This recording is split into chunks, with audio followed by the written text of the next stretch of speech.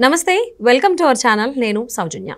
రాబోయేటువంటి 2-3 రోజుల్లో చంద్రబాబు అలాగే పవన్ కళ్యాణ్ ఢిల్లీలో ఒక కీలకమైన భేటీకి వెళ్ళబోతున్నారు. అది బీజేపీ వాళ్ళతో అని చెప్పేసి. సో ఇక్కడ ఈ పొత్తుకు సంబంధించి డీల్ ఓకే అవుతుందా లేకపోతే డీల్ నాట్ ఓకే అవుతుందా, అసలు ఏంటి ఈ అంశానికి సంబంధించి మనతో మాట్లాడడానికి, వారి విశ్లేషణని మనతో పంచుకోవడానికి ఈరోజు మనతో పాటు ఉన్నారు సీనియర్ జర్నలిస్ట్ జగదేవ్ ఉన్నారు. వారితో మాట్లాడదాం. నమస్తే అండి. నమస్తే. సో వితిన్ 2 or 3 డేస్లో చంద్రబాబు అలాగే పవన్ కళ్యాణ్ కలిసి బీజేపీతో కీలక సమావేశం అవ్వబోతున్నారు. సో ఎందుకంటే పొత్తుకు సంబంధించి సో ఇక్కడ సీట్ల వ్యవహారం కూడా రాబోతోంది. ఇది ఒక కొలిక్కి వచ్చేటువంటి అవకాశం ఎక్కువగా ఉన్నాయి అని చెప్పేసి వార్తలు వస్తూ ఉన్నాయి. ఇప్పటికైనా అంటే ఈ కీలకమైనటువంటి సమావేశం తర్వాత అయినా ఈ పొత్తుకు సంబంధించి ఒక కొలిక్కి వచ్చేటువంటి అవకాశం ఉందా, ఇంకా డ్రాగన్ అయ్యేటువంటి అవకాశం ఉందా?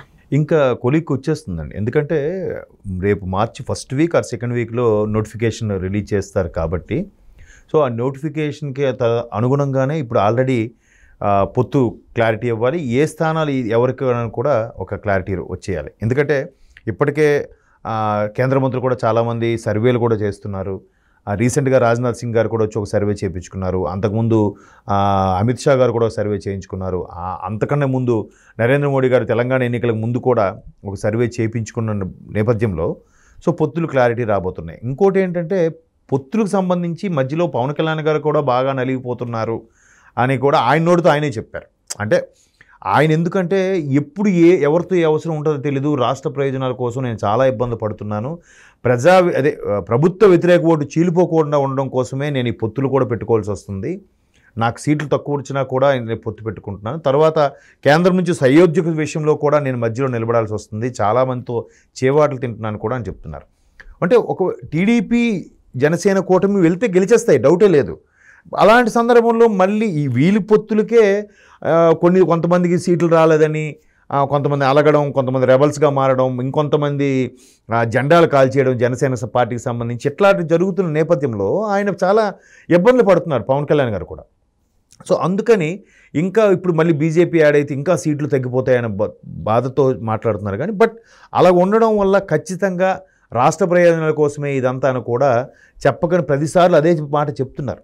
ఇప్పుడు అతనికి సంబంధించి ఎవరైతే పూర్తి స్థాయిలో నమ్ముతున్నారో వాళ్ళకి ఇవన్నీ అర్థమవుతున్నాయి. ఎవరైతే పదవులు ఆశించి జనసేనలోకి కానీ టీడీపీలోకి కానీ వెళ్తున్నారో వాళ్ళకి ఇవేవి అర్థం అవ్వట్లేదు. నా సీట్ నాకు వస్తే చాలు, నేను గెలిస్తే చాలు అనుకునే ఉంటున్నారు. బట్ బీజేపీ కూడా ఎక్కువ సీట్లు అడుగుతుందని కూడా విన్నాను. మొదటి నుంచి కూడా ఒక 7-8 సీట్లు అడుగుతుందని అంటున్నారు. ఇప్పుడు 6-7 సీట్లు అంటున్నారు. బట్ టీడీపీ మాత్రం బుజ్జగించో ఏదో చెప్పో వాళ్ళకి అర్థమయ్యేలా చేసో ఒక 4 సీట్ల వరకు పరిమితం చేయాలని ఆలోచిస్తుంది. ఎందుకంటే ఆల్రెడీ జనసేనకు ఒక 3 సీట్లు కన్ఫర్మ్ అయినట్టుగా వార్తలు వస్తున్నాయి.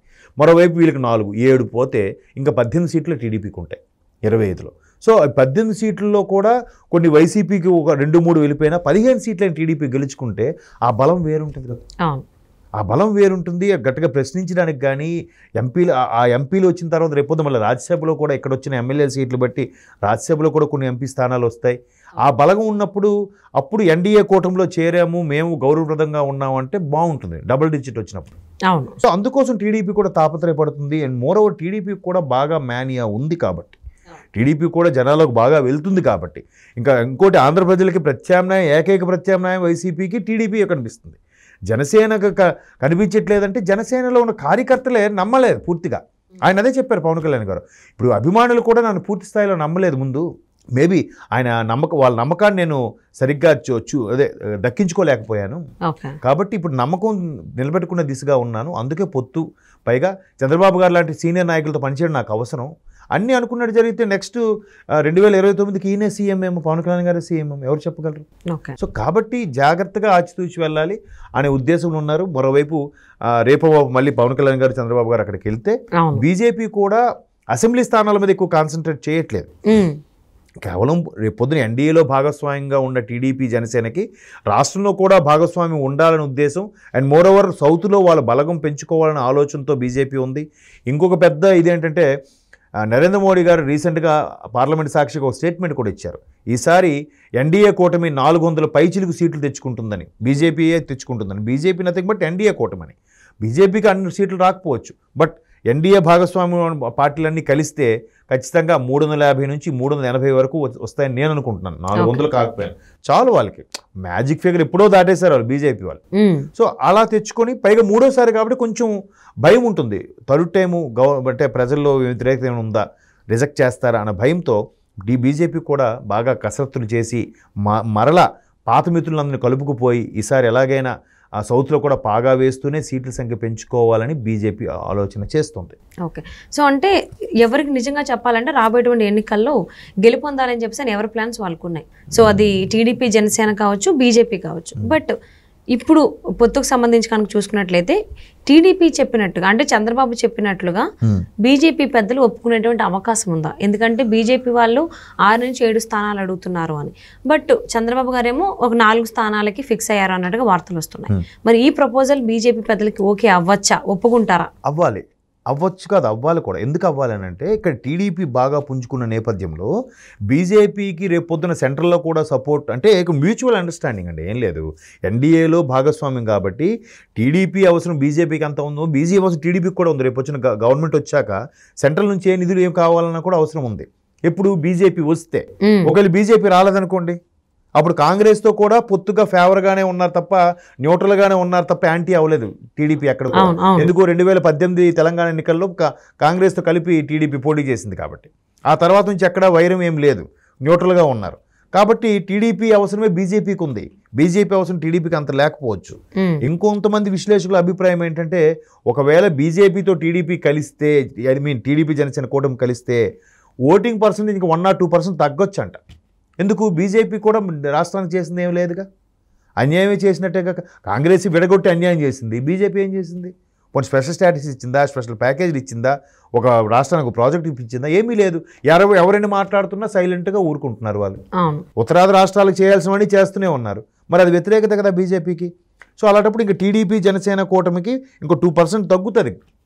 అందుకు బీజేపీకి టీడీపీ అవసరం ఉంది, టీడీపీకి కూడా బీజేపీ అవసరం ఉంది. ఎప్పుడు సెంట్రల్లో గవర్నమెంట్ ఖచ్చితంగా వస్తుంది అనిపించినప్పుడు, వస్తే అప్పుడు అవసరం.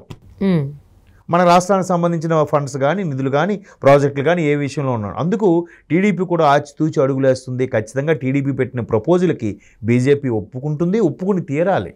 ఆప్షన్ లేదు.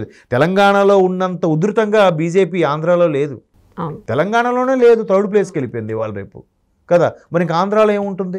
కాంగ్రెస్తో పాటు బీజేపీ ఆంధ్రాలో చూసుకుంటే ఏ స్టేట్లోనూ కూడా బలంగా లేదు. ఆ బలం పెంచుకోవాలనే ఉద్దేశంలోనే బీజేపీ ఉంది. ఎగ్జాక్ట్లీ, అవును. అందుకే మళ్ళీ పాత ఎన్డీఏ మిత్రులన్నీ కూడా అక్కడ అన్నా డిఎంకేతోని, ఇక్కడ టీడీపీతోని, మరలా మహారాష్ట్రకి వెళ్తే శివసేనతోని, వీళ్ళందరితో కూడా మరలా పొత్తు పెట్టుకున్న ప్రయత్నాలు చేస్తుంది. సో వాళ్ళు ఒక మెట్టు దిగాలి, తప్పదు, ఆప్షన్ లేదు. ఇక్కడ టీడీపీకి డ్యామ్ షూరు, మరి అక్కడ డ్యామ్ షూర్ అని ఉందా? లేదు. ఒకవైపు రైతు సమస్యలతో తలకిందులైనా అవ్వచ్చు సెంట్రల్లో గవర్నమెంట్ అనేది, రైతు ఉద్యమాలతో పైగా 3వ సారి వస్తుంది కాబట్టి. ఒకవేళ వస్తే 3వ సారి అన్నప్పుడు ఖచ్చితంగా వ్యతిరేకత వస్తుంది కదా. అవును. సో ఆల్రెడీ ఉత్తరాంధ్రలో అంటే ఈ 2 తెలుగు రాష్ట్రాల్లో చూసుకున్నట్లయితే మాక్సిమం వ్యతిరేకతే ఉంది బీజేపీకి సంబంధించి. బట్ అయినా బలం పెంచుకోవాలనే ఉద్దేశంతో ముందుకెళ్తోంది బీజేపీ. మరి ఇప్పుడు రాబోయేటువంటి 2-3 రోజుల్లో ఏదైతే కీలక సమావేశం అంటున్నారో టీడీపీ జనసేనతో బీజేపీ వాళ్ళు, మరి ఇదే ఆఖరిది అవుతుందా పొత్తుకు సంబంధించి? ఇంకొంచెం రోజులు ఏమన్నా మళ్ళీ టైం తీసుకునేటువంటి అవకాశం ఉందా అనేది చూద్దామండి. And thank you so much for spending your valuable time with us. Thank you.